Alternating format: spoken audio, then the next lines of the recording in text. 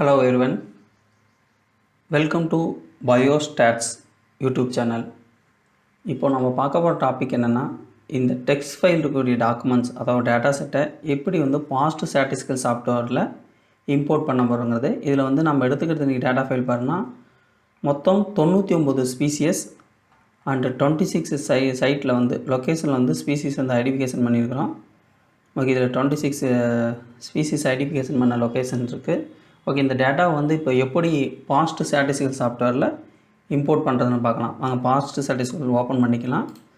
And இதில் போய்ட்டு file மெனுவில் போய்ட்டு ஓப்பன் கொடுங்க.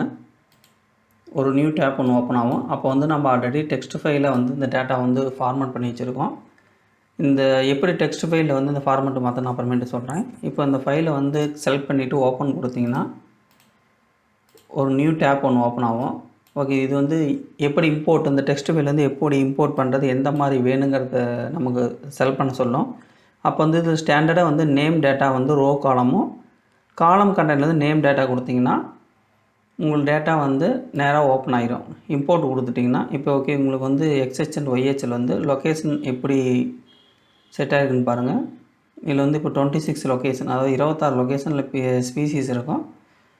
அண்ட் இங்கே 99 species.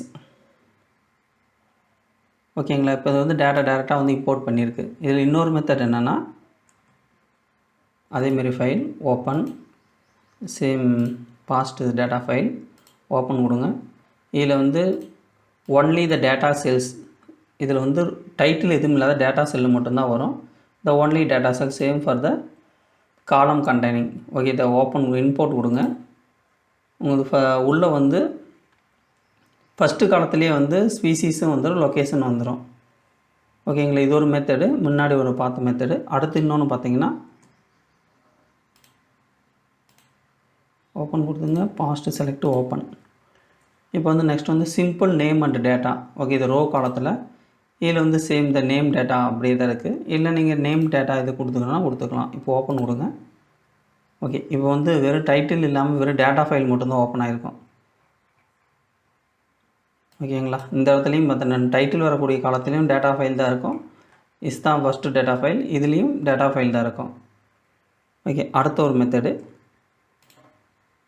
Open select tell import. ஓகேங்களா, the colour simple name card data. Okay, import. Okay, இதை சேம் டேட்டா மெத்தடில் இதுலேயும் இம்போர்ட் பண்ணலாம்.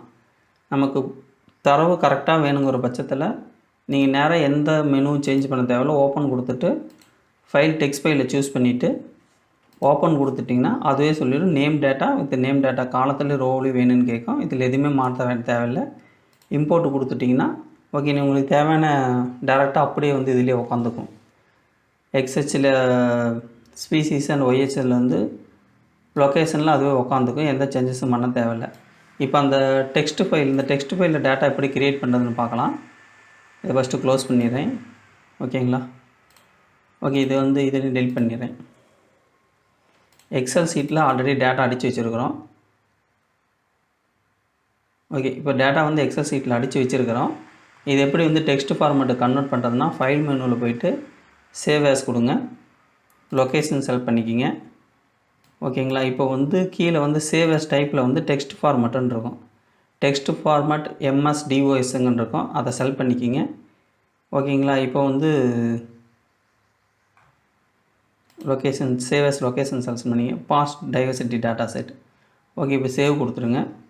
இப்போ இந்த ஃபைல் சேவ் நோ, இதுக்கு நோ கொடுத்துருங்க. கீப்பிங் ஃபியூச்சர் ஃபார்மேட் நோ கொடுத்துருங்க. ஓகேங்களா, இப்போ இது கேன்சல் கொடுத்துருங்க. இப்போ நீங்கள் அதை ஓப்பன் பண்ணி பாருங்கள், சேம் அந்த டேட்டா அப்படியே வந்துடும். எக்ஸலில் இருக்கக்கூடிய ஃபைல் ஃபார்மேட் டெக்ஸ்ட் ஃபார்மேட்டுக்கு கன்வெர்ட் பண்ணியாச்சு.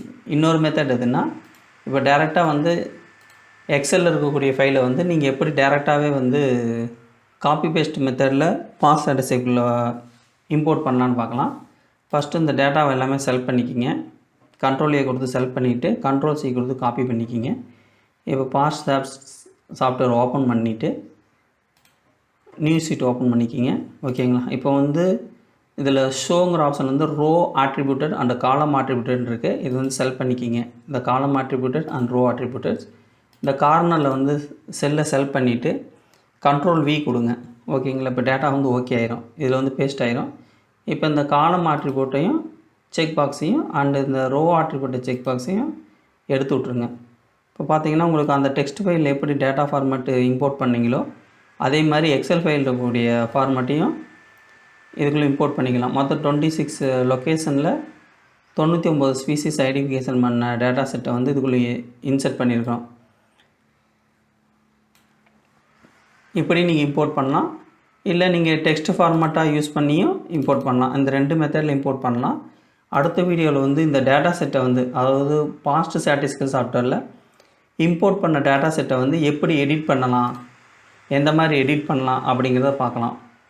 உங்களுக்கு இந்த வீடியோ பிடிச்சிருந்தால் லைக் பண்ணுங்கள். யாரும் யூஸ்ஃபுல்லாக இருக்குமோ ஷேர் பண்ணுங்கள். இந்த வீடியோ பார்த்தமைக்கு நன்றி.